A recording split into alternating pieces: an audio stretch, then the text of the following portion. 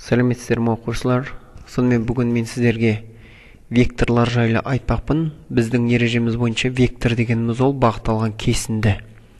Демек, кез келген бір басқаша айтқан кезде жалпы вектор ол қандай да бір нүктенің, бір объектінің бір жерден екінші жерге қозғалғандығын көрсететін шама. Сол себепті мен мысалға мына А векторы мына жерге барсын дейін. Міне, А, В деген вектор жасадық.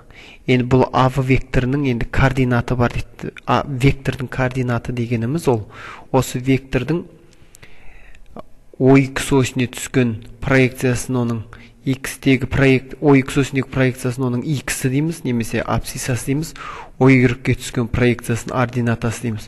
Сол абсциса мен ординатасы бойынша векторға біз координаттар береміз. Яғни мына векторды, мына жағдайда А векторының координаттары X2, Y3. Енді мұқият болуымыз керек бұл жерде.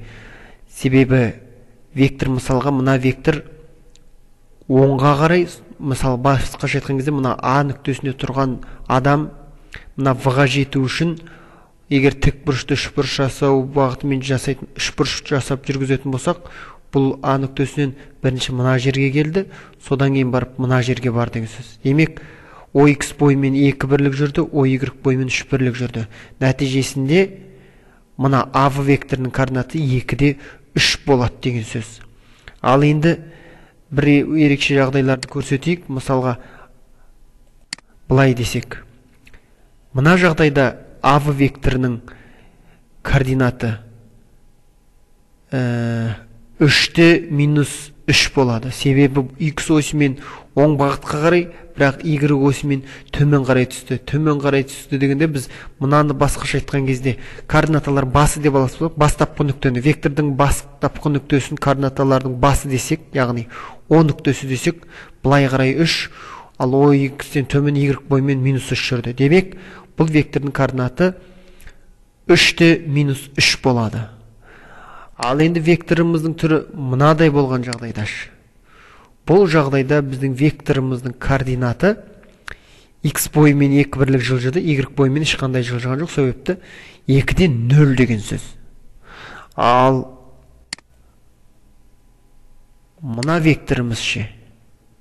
Өздеріңіз тауып көрсеңіздер, иә, дұрыс айтасыз. Бұл вектордың координаты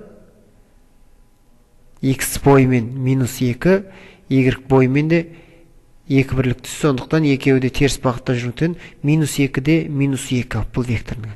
Жалпы бұл векторлардың бағыты жайлы және векторлардың координаталары жайлы қысқаша түсінік болған.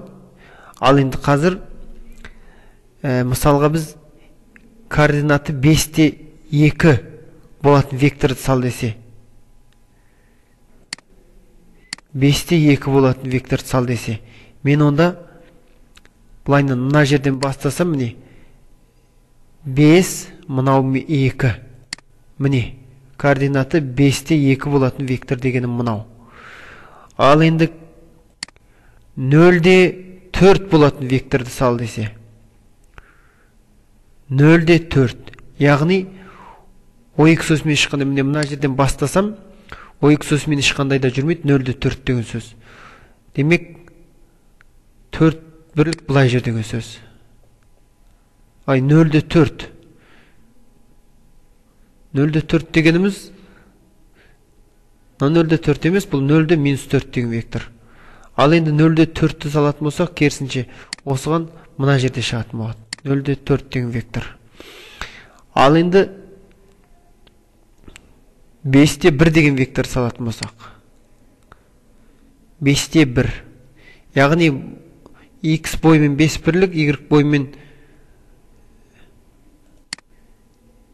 X бойымен 5-те минус 1-ді жаз десе, онда ше біз X бойымен 5 бірлік, Y бойымен минус 1 жүрміз. Демек, бір жерде мына жерден бастайтын болсақ, векторымызда 1, 2, 3, 4, 5 бұлай, және 1 бірлік төмен түсеміз. Демек, мына вектордың координаты 5-те минус 1. Ал енді минус 2-де 5 деген вектор қалай болады? Қане өздеріңіз сөзіп көріңіз. Минус 2-де 5. Минус 2-де 5. Дұрыс айтасыз. Егерде мен вектордың басын мына жерден бастасам, 1, 2, минус 2, минус 1, минус 2, және 5 бірлік төмен түсеміз. 1, 2, 3, 4, 5 мына жер. Демек, мына векторымыз минус 2-де минус 5. Минус 2-де минус 5 болып кетті бұл. Ал бізге керек вектор минус 2-де 5. Дұрыс айтасыз. Минус 2-де 5 мына жерден басталады. Минус 2 бірлік 5 дегеніміз 10 болып тұрғандықтан мына жерге барады. Демек, минус 2-де 5 векторы координаты осы екен. Минус 2, мынасы 5. Ал енді минус 3-те 0.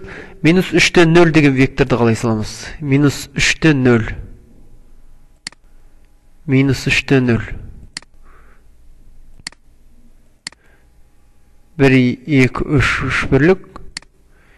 Минус 3-те 0. Осылай болады. Демек, мына клеткаларға қарап біз ол вектордың координаттарын анықтаймыз.